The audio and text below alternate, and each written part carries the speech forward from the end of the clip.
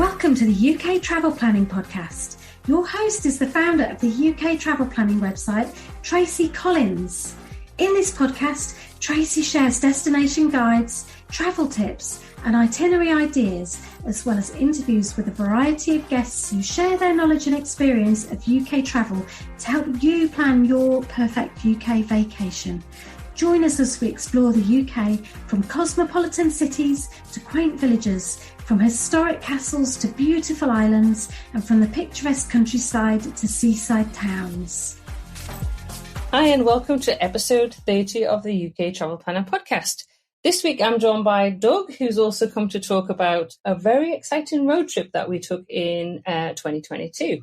Yes, it was absolutely marvellous. We had a fantastic time. So, as road trips go, one destination you can be sure of as an epic road trip is Scotland. In this episode of the podcast, we're going to talk through our Scotland road trip itinerary, which included our favourite destinations across the country. So we did this road trip in 2022, in May 2022, and we did it over 18 days. So for those of you who are interested in planning your trip to Scotland this year by road, there is actually a copy of this itinerary on the website, and I will put a link to that in the show notes. So basically, you can use the itinerary as off the peg. It's 18 days, but you can adapt it for 10 or 14 days. So in this episode, we're going to talk through our itinerary and also just kind of share some of the things that we really enjoyed and we recommend that you do, but also some of the things that we learned from this trip. So I think, should we give a quick brief outline of the itinerary? Go for it, yeah. Okay, so as I say, it was 18 days. So we started off in Edinburgh. We got the train up to Edinburgh, so we actually picked up the car in Edinburgh. So we went on then to Callander, over to Oban, and then over to the islands, so islands of Staffa, Mull and Iona. I did that trip, Doug didn't. He took a road trip on that day. We then went up to Fort William, over to the Isle of Skye. Then we joined the North Coast 500 at Ullapool, went on to Durness, Tongue, Scale, again on the North Coast 500, over to the Orkney Islands, which was actually a late addition to our itinerary, back over from Orkney to John O'Groats, down to Inverness, and then back down to Edinburgh. So it was a pretty epic road trip, actually. It was, yes, but we planned to the nth degree before we started, really. But no matter how much we planned it, we still changed things on the day. Absolutely, absolutely. Adaptable, yeah. Yeah, and I think there were still things that we kind of thought afterwards we would have changed. So obviously I've reflected that in the itinerary on the website. But yeah, so we thought, because we know there's a lot of questions in our Facebook group at the moment, there's a lot of people considering planning a road trip around Scotland, and I know people kind of don't know where to start. I also will just say, for those of you who prefer to travel by public transport, we've actually also just published a Best of Scotland by rail itinerary, so you can catch a train basically in a loop round. The only part you can't do is Skye. You have to catch a bus and then maybe hire a car on Skye, or take a tour or public transport and then get yourself back to the Callander to catch the train. But it's all in that article which Doug wrote. We just published in the last few days. So let's talk about the first. So we decided to stop in Edinburgh for the first few days. Now, we've been there multiple times before, and I will actually do a podcast very soon about things to do and see in Edinburgh, because I know it's a very popular destination. But we still spent 3 nights there, didn't we? We did, and we stayed in the same place we've stayed in numerous times before. I managed to walk up Arthur's Seat, which was fantastic, which I keep mentioning. Yes, that's something that you really want to do. So if you haven't been to Edinburgh before, we'd recommend really that you spend at least 2 to 3 days there just to get really a taste of the city. I'm not going to spend too much time talking about Edinburgh, because we have got extensive resources about Edinburgh on the website, and I will come back and talk in another podcast actually about tips for anybody planning a trip to Edinburgh for the first time. So basically, after the 3 days in Edinburgh, we did pick up a hire car. So we hired a car from Edinburgh and picked it up. So now one thing that we did do, which I would advise as well, is first of all, we had an SUV because we were going to be driving the North Coast 500, so quite steep inclines. We did Applecross, for example, which is pretty notorious, a notorious drive.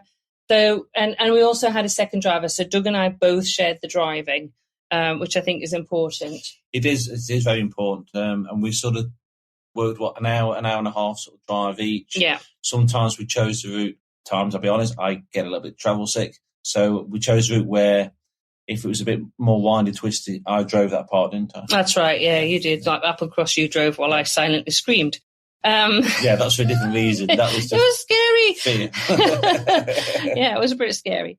So from there, we decided to go. We drove via Falkirk to see the Kelpies and the Falkirk Wheel. Yes.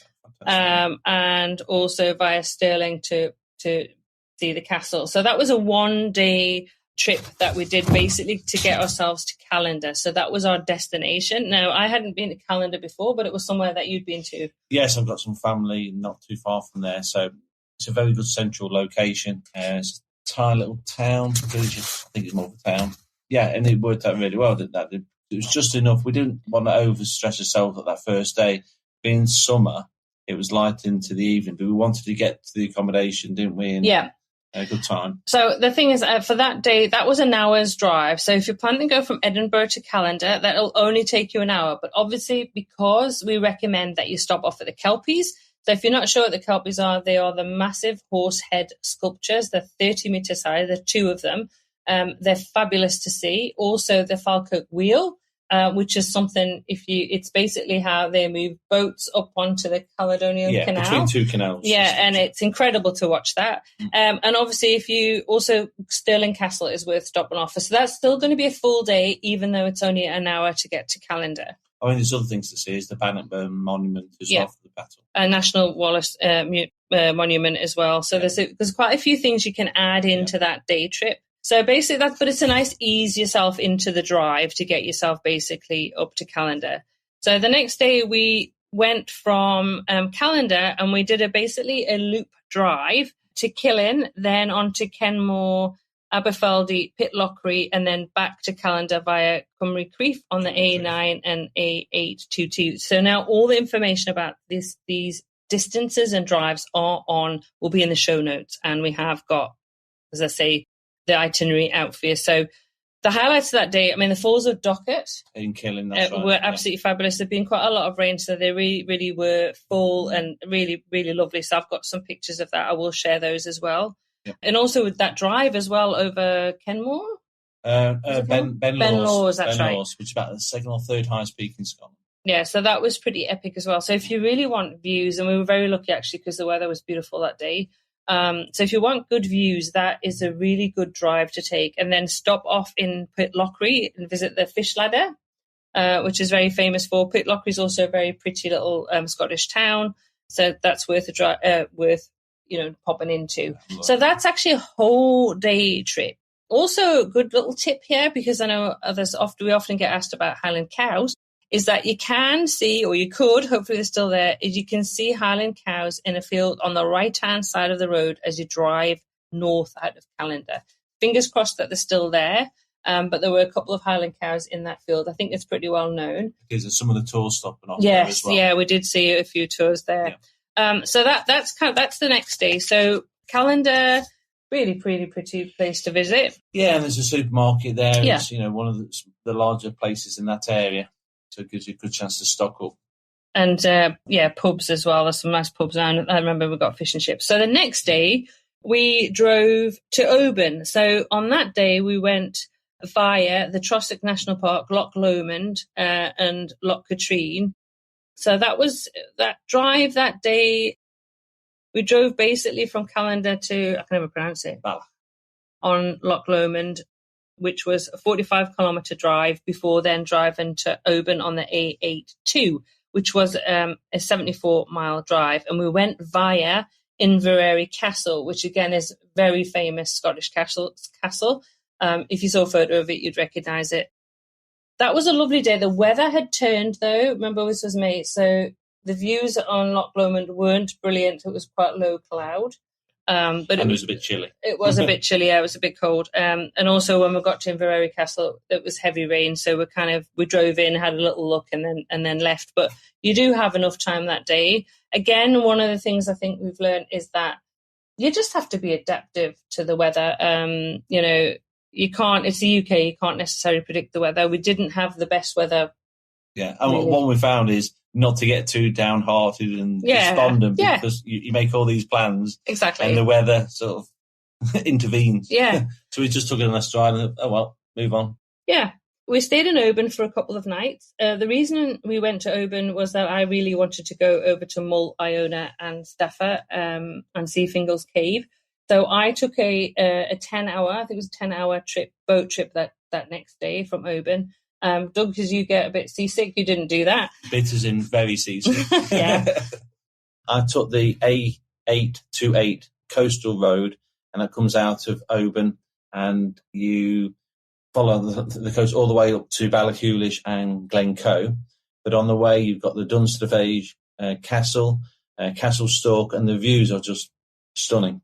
And a bit old-fashioned, I took a packed lunch with me, and I sat looking at the views across, and it was really, really nice. A beautiful day. Yeah, and I know you had I really enjoyed as well going over to Mull and Iona and Staffa. Again, we had the weather was changeable. One thing I would say to you, if you are planning to do that boat trip, and I would highly recommend it, is just really think carefully about what you're wearing. Make sure that you're kind of prepared for all events weather-wise, and that you wear really good shoes with good grip, and also probably walking boots would be a good idea, because it's quite, when we went over onto the island of Staffa, it is quite muddy, and I know I'd seen pictures of people who'd been there previous weeks before we went over, and it was very windy and wet, and actually I kind of ruined my shoes going over there. So yeah, really think carefully about what your footwear is going to be, especially if it's been wet.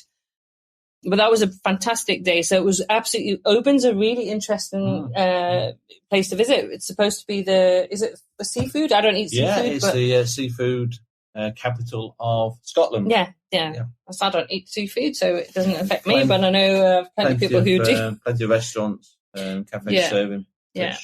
So the only thing I guess about Oban is that parking's not great. So if we stayed in a bed and breakfast, but there's a lot of one-way little streets and windy roads. Yes. So it just make sure that you get accommodation with parking. That I'd highly recommend. And then we actually walked down to the ferry the next morning. It's probably quicker. Yeah, it would have been one-way streets. Yeah. And those steps straight down. Yeah, so you really have to consider that for Oban. So the next day we drove to Fort William, and we didn't go on the same route that Doug had taken the day before.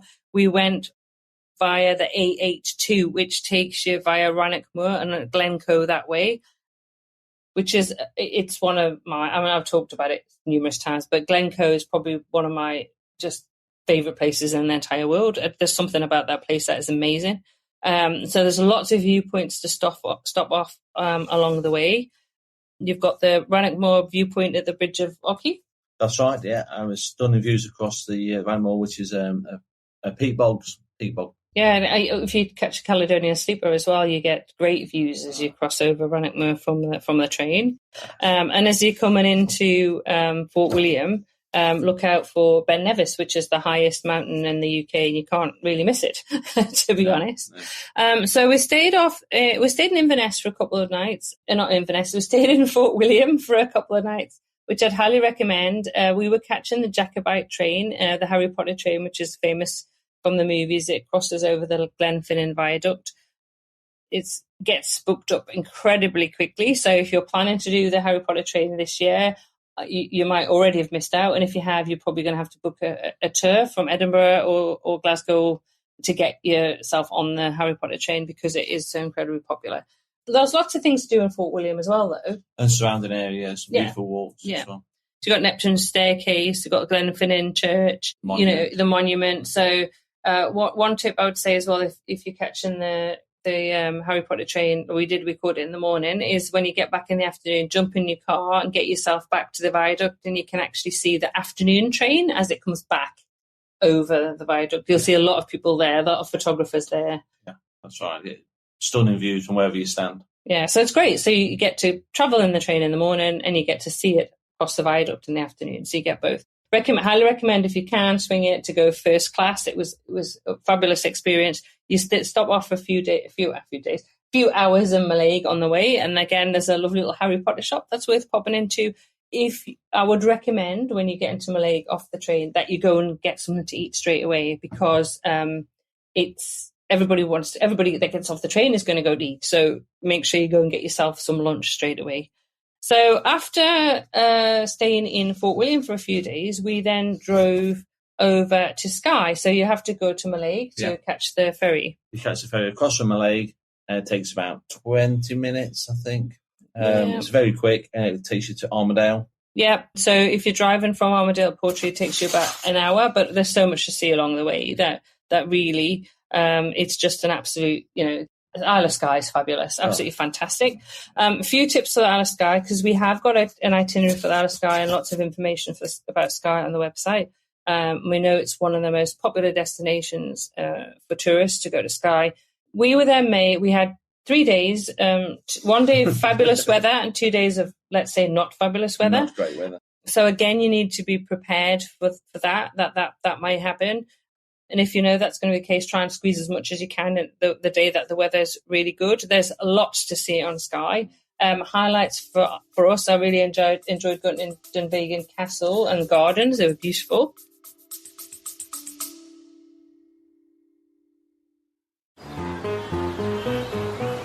Hi, I'm Leah, host of the award-winning travel podcast, Places I Remember with Leah Lane. I'm a longtime travel writer and author of the award-winning travel book, Places I Remember, Tales, Truths, Delights from 100 Countries.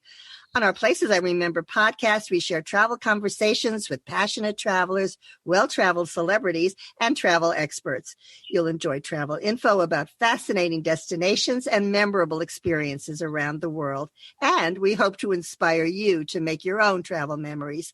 Follow us wherever you get podcasts. That's Places I Remember with Leah Lane. Yeah, I mean, it's one thing I will say. People associate Skye with just people who want to go walking. We don't do a huge amount of walking, and just appreciate the scenery. I do a little bit, but not. I wouldn't call it myself a serious hiker. No, but I think that it's worth actually saying, because it did, because I don't particularly like hiking. I don't make a secret of that. But we went to the fairy pools, and it's a bit of a hike to get to them. I was actually quite surprised. And a bit of a shock. Steep as well. Yeah, steep. You've got to kind of go down a steep hill, and then obviously you've got to climb back up on that again. And it is quite a walk to get to them. They were actually finishing off a few bridges, which will make things a bit easier, because when we were there in 2022, you actually had to cross over the river by stepping stones, which is fine, but it's going to be so much better now that these bridges have gone in. Make sure you take some water, because there's nowhere to buy drinks there, was there? No, not at all. And you've got to get parked. There's a car park, which is quite far, and you've got to so you need to take some money for parking, and prepare for a hike to get to the fairy pools. Definitely worth it, but they're not just right next to the car park. Let's say that much. Other places you went to the Fairy Glen. I kind of gave up that day because the heavens opened and we had like a massive little squally storm. Yes. So I went back to the car. Yes, it was almost biblical storms. It was quite hair raising, but to be honest, it just added to the moment. Yeah. So after Skye, we headed over to join the North Coast 500. So we crossed over. We went to.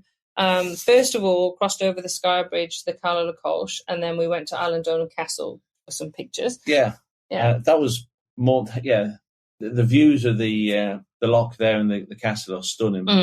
We probably enjoyed the views more than the actual venue itself. Yeah, I think so. Yeah, it was nice, and we spent a little bit of time there, probably enough time, and that was fine. And then we popped in at Manuela's Wee Bakery. For a bite to eat, which is not too far from. It's kind of between Island Castle and Cala Colch, and it's brilliant. It's a lovely little bakery, so if you get a chance, pop in there to pick up some snacks. And then we drove 3 hours up on the A890 and A832, 120 miles now on the famous North Coast 500 route up to Ullapool. Now, this is the day that we drove the Applecross. Yeah, it's quite hair-raising. I'm a slow driver, so, and we're glad we did it, though. It was... Yeah, I wouldn't want to fancy doing it with a caravan behind or a motorhome. No, I think one thing, if you're going to drive in Scotland, you need to be really aware of kind of that some of the roads are particularly narrow. Like there's just one, there's just one, enough for one car. There's lots of passing places, so you pull over and you let the cars past you or kind of go, whichever way. If they're coming towards you, obviously pull over and let them pass. But if there's somebody going a little bit faster than you can pull in and let them pass. Yeah, I think you need a sort of a combination of patience and confidence. Yeah, I just kept closing my eyes. Yeah, so, and we were also there in May, so a lot of lambs and sheep around. So you have to be really careful, really pay attention, because, and also at one point we had a deer in the road as well. So, stags, deer, sheep, just a huge amount of livestock. So you really have to pay attention and be careful. So that famous, I can't pronounce it, Bilak Nabar Road goes from Kishorn to Applecross. And that, if you put that into your itinerary, fair play to you. I mean, I wouldn't miss it out. You can't do that in winter because that road is shut, but really prepare yourself, maybe watch some videos about that route. It is. And I think it took us longer than the actual route maps told us. Yeah, I think so, yeah. Because obviously it's not going to take into account the amount of times you have to stop for the cars to pass. Yeah, that's true. And you have to go slow because obviously, like I say, all the livestock, you have to be really careful because there's lambs. And also because the scenery is just stunning. So this western coast of Scotland is pretty awe-inspiring. It really is. It takes your breath away. At some points I just thought I was an alternative universe. I actually wasn't in the UK. It really is. So do give yourselves time to enjoy that scenery. So don't be racing from here to here to here. And I think that was one of the things that we said, didn't we? We would add extra days in. Yeah, we wanted to enjoy it because when you're driving along, unfortunately, there's going to be impatient people who are obviously against the clock and they just want to move around as quickly as they possibly can. Yeah. And again, it's all part of having the patience to be able to take it all in and enjoy it. Yeah, absolutely. So we stayed in Ullapool for an evening. So we actually went to a really nice restaurant. I'm going to see if I can actually find the name of it, but it was lovely. Now I'll have to try and find it and put it into the show notes. But we did have some lovely scallops and with black pudding, which was really nice in this restaurant in Ullapool. So the next day then we headed off to Durness and Tongue. So this was a beautiful, again, another very scenic part of the route. So took about 2 hours for the first part to Durness and then about another hour or so to Tongue. So again, because we kind of looked at the distances and thought, fine, but actually it takes longer. Yeah. So give yourself plenty of time. And we stayed in fantastic accommodation. We stayed in a glamping pod. Oh, it was fantastic. Yeah, we didn't know what to expect for that, did we? Fabulous. Yeah. I think it was one of the favourite places that we stayed. I know we talked about it in a previous episode of the top 10 things that we did when we were in the UK, and staying in that was just amazing. Again, we're surrounded by herds of deer. Yeah. Which was fabulous. And what was really good is we had a Wi-Fi device that we used so we could both hotspot off that. And that worked even up there, even in the far north of Scotland. So some good places to stop off. We stopped off at Smoo Cave. I didn't walk down to the caves to have a look, but you did. I did a walk down and took some photos, and it was magical, actually. Yeah. There's some lovely beaches as well along that part of the route. We did want to go on the Golden Eagle zip line, but unfortunately it was too windy. It was shut the day that we were there anyway, so we couldn't do that. But again, it's just wild scenery and beautiful kind of coastline. So it changes scenery as well as you're driving around it. Some places look sort of mountainous and then there's greenness and Well, there's just all rocks everywhere. Yeah, it really is something amazing. So what we did on the next day of our itinerary is we decided at the last minute, really, I think a couple of weeks before we went, because we'd spoken, I think it's episode 10, with our friend who'd actually done the North Coast 500. And they'd included a trip onto Orkney Islands. Now, it was somewhere that we both wanted to go to. Yeah. So we decided to see if we could do that. Now, it was pretty expensive for the ferry. I think it was about £150 return. But we decided, no, we really want to do it. And we are so glad that we did.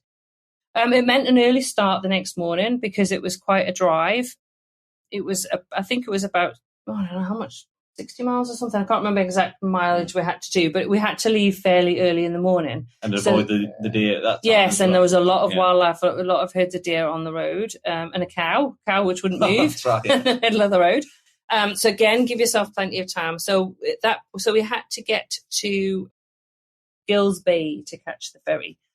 On the way there, we stopped off at Dunnet Head, yes, which is the most northerly point on mainland Britain. UK, yeah, mainland Britain, yeah. So I've got some fantastic pictures there. So I highly recommend that you do that. We did have time to do that on the way and still get to the ferry in time, ferry port at Gills Bay.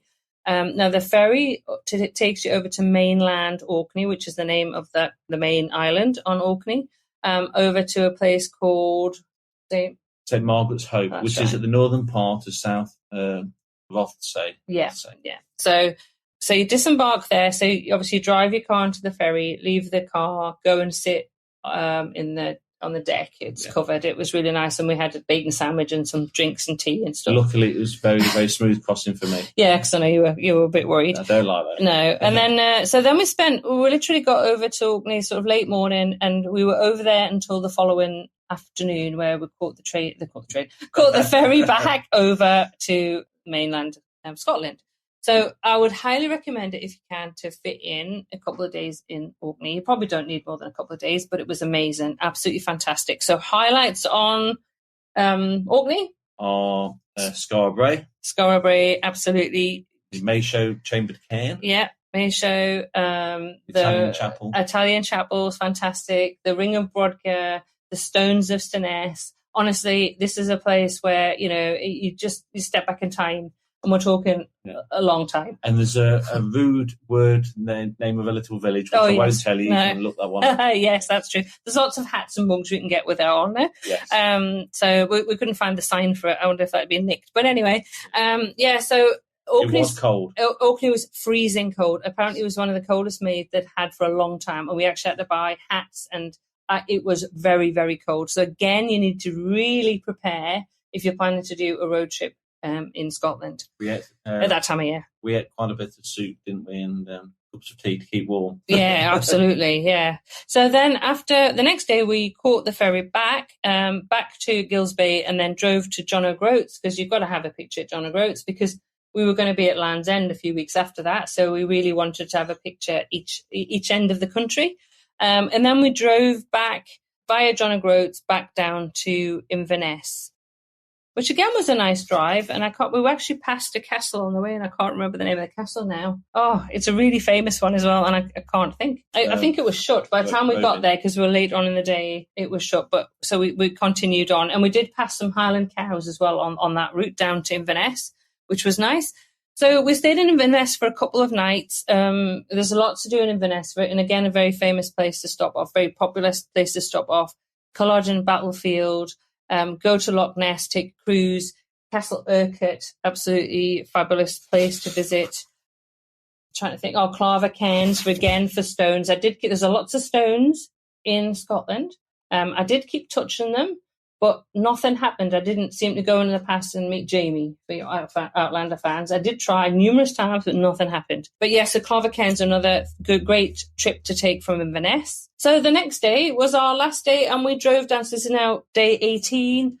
Leave Inverness. Again, lots of lovely places to see in Inverness. There was quite a bit of traffic congestion around there, as I remember, as well. So you've got to sort of plan your route out. And Yeah. And we had a nice meal there as well. Oh, just when I think about meals, actually, I forgot to mention this on the Isle of Skye. One thing that's worth doing is popping into, I think it's a Morrison supermarket in Fort William, and just stocking up on drinks and snacks. Get yourself a cool bag, shove it in the car, because there's only the co-op on Skye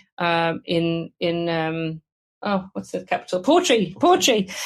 So you're better off kind of stocking up there. And also when you're doing that, the kind of North Coast 500, having plenty of kind of snacks and stuff to eat in your car as well, so you're kind of prepared. Plenty of places to get petrol. We didn't really struggle with that. But on Skye, make sure that you book for meals, because we struggled with that. We did. We ended up going to a fish and chip shop, I think. In Portree, which was lovely. And it wasn't a standard fish and chip shop, because you had to wait for different sittings. It was very, very busy. That was May. It was incredibly busy, incredibly difficult to get in to eat anywhere. So you need to really book ahead if that's what you're going to do, unless you're going to take your own food or stay in an Airbnb. Oh, the name of the castle that we drove past on the way from John O'Groats was Dunroben Castle, Doug's remembered, which was beautiful. But unfortunately, by the time we got, I think it was about 4:00, and I think it was closing at that point. So again, if you wanted to do that kind of coast route a bit more, probably maybe get the ferry over and stay in John O'Groats. Not a huge amount in John O'Groats, but you could do a bit more exploration at Dunnot's Head, that area, and then stay in John O'Groats and then get up earlier the next day and do that kind of route back down to Inverness. You could add an extra day in. Like I say, this itinerary is really flexible with what you do. So then we arrived back in Edinburgh via, how did we drive that way back? I can't remember. Did we go through the Cairngorms? We did. We took through the Cairngorms National Park. Yeah. We allowed ourselves plenty of time again with an early start, didn't we? So because we were catching a train down to York actually that day. So we needed to get back into Edinburgh for sort of 1:00. And we'll have plenty of time to get the car. Yeah. So I think I'm just thinking about some of the tips that what would we do differently if we're going to do this. So this is just giving you some tips, those of you who are thinking about doing this trip this year. If you're going to do the North Coast 500, give yourself plenty of time. We did not have enough time. We really didn't. And I think we could have added another 3 days in. I think that's always going to be the case, I think, because there's so much to see for everyone that you're always going to want more time. And because the weather is so unpredictable, even in May time. Yeah, well, yeah, it was. I didn't expect it to be as cold as it was. So again, the weather is a big thing. So make sure you take layers. You've got a waterproof coat on. I had my waterproof jacket. Footwear, think about walking boots, things that are comfortable on your feet as well. Don't underestimate the costs either. I think because it's been a couple of years since we've been back to the UK, and we were a bit surprised just how expensive, like petrol was very expensive. Yeah, so I mean, there's a lot going on in the world sort of thing. Yeah. So the cost of petrol was on the increase. But when we knew the price of food had gone up, it was a bit of a shock to us exactly how much. Yeah. And then I think, like I said, things like think about, putting yourself a cool bag in the car, filling it up, like Morrison's in Fort Williams, a good place to go. Get yourself some meal deals, sandwiches, crisps, drinks, whatever, so you've got those with you. Again, just being flexible. If the weather's not great, just trying to plan. Don't have such a strict itinerary that you can't, like, for example, the 3 days on Skye, we had to shift things around because the weather was not brilliant 2 of the 3 days. So we did things like the gardens, and obviously it's a lot outdoors, but we could do a bit more driving on some of the days where it wasn't so brilliant for walking. And then I think one thing we also want to say, and I think I'm particularly bad at this, is I spend too much time looking through my phone or looking through my video device, is actually missing things because you're not taking in the scenery around you. And there are a couple of times where I was trying to find my phone when we had we literally drove around a corner and there was Applecross. Yeah, no, it wasn't Applecross. It was when we were leaving the glamping pod when we're catching the. Oh, that one. Yeah, there was one at Applecross as well. So it was twice. There was twice where we had stags or deer in the middle of the road, and I was too busy faffing on trying to get my phone or trying to take a video that I actually missed them. So I think that's just keep your eyes open. Yeah. Enjoy the scenery. Take turns with driving so that you can both enjoy the scenery. Most definitely. Yeah, I think that's it. Is there anything else that you can suggest? No, there's one thing I'm glad we did consider this, was make sure that where you're staying has parking, adequate parking. Because there's a couple of times, because it was a summer month, we were using the whole day, weren't we? Yes, absolutely. As much as we possibly could. And by the time we arrived at some accommodation, a lot of the parking spaces had disappeared and been used. So a couple of places, Canada comes to mind, is that we had to search around a bit for somewhere to park the car. Yeah, that's true. That's true. I think if you're going in summer as well, do bear in mind, if you're not used to it, that it's light. Obviously, the further north that you go, the lighter it is. And it was. I don't know. Did we see any darkness when we were in Auckland? Not total darkness. About 11 o'clock, you maybe needed your lights on your car. Yeah, it was amazing. So that's basically a quick rundown of our itinerary, some quick tips, things that we're thinking about if you are planning your own Scottish road trip this year. Again, there's lots and lots of resources for this on our website. We have also got a Facebook group which you can join and ask questions, and we're available in that. Sometimes we go on there, do Facebook Lives, we do question and answer sessions.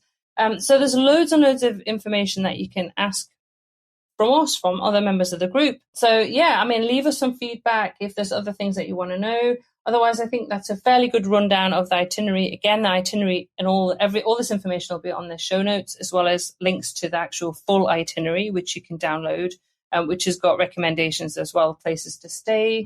We could talk for hours on. We could, absolutely. Absolutely. So we're planning to do similar, talk about our, we did a road trip around Cornwall as well. So we're coming on to a podcast later to talk about that. But in the meantime, really, I just want to say thanks for listening this week. We really appreciate everybody who downloads, who listens to the podcast. We're just so happy that so many people are enjoying it and we get some fantastic feedback. Until next week, from myself and Doug, we just want to say happy UK travel planning. Thank you.